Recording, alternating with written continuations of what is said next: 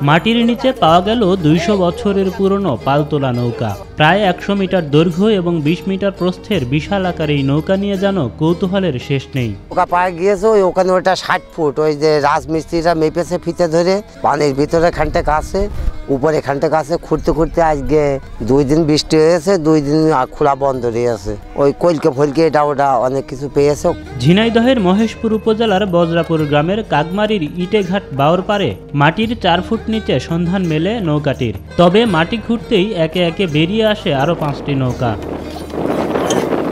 দুটা মাথা দেখা যাচ্ছে আর 3টা খুঁড়ে ইয়ে করছে, মোট 5টা। ভেকুদে খুললে মানে আরো পাওয়া যাতে পারে, খুব সম্ভব। দিন কয়েক আগে ধান খেতে পানি দেওয়ার জন্য সেচ খাল খনন করছিলেন স্থানীয় এক কৃষক। সে সময় মাটি খুঁড়তে খুঁড়তে কোদালের মাথায় উঠে আসে নৌকার কিছু অংশ। এ খবর ছড়িয়ে পড়লে 3 দিন ধরে খননের পর পুরো নৌকার আকৃতি খুঁজে পান এলাকাবাসী। এই জায়গায় দেখে যে কিছু কাঠ ভেসে আছে, তখন গ্রামের লোকজন বলে যে এই জায়গায় কাঠ ভেসে কিসের জন্য, তাহলে একটু খুঁড়তে হবে। তখন খুঁড়তে খুঁড়তে আমরা খুঁড়েছি, খুঁড়ে বেশ খানিক দেখা গিয়েছে, তারপরে বৃষ্টির কারণে আমরা বন্ধ করে দিয়েছি। 4টে নৌকা পাওয়া গেছে, তাতে সবথেকে বড় নৌকা হচ্ছে এইটাই। শাল কাঠ দিয়ে তৈরি নৌকাটি দেখতে দূর দূরান্ত থেকে ছুটে আসছেন অসংখ্য মানুষ। এ সময় নৌকাটি সংরক্ষণের দাবি জানান স্থানীয়রা।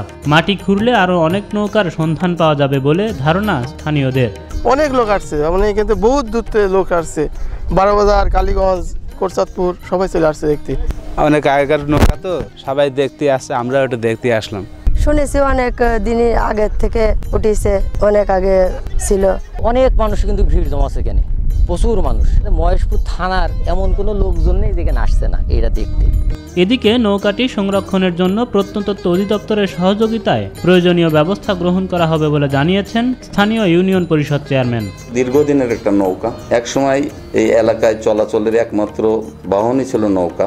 ইতিমধ্যে প্রত্নতত্ত্ব বিভাগের একজন কর্মকর্তা আমার সাথে যোগাযোগ করেছেন। আমি বলেছি ঠিক আছে, যেহেতু আমার এলাকায় এটা পাওয়া গিয়েছে, আমরা যথাসাধ্য চেষ্টা করব সেটাকে সংরক্ষণ করার জন্য।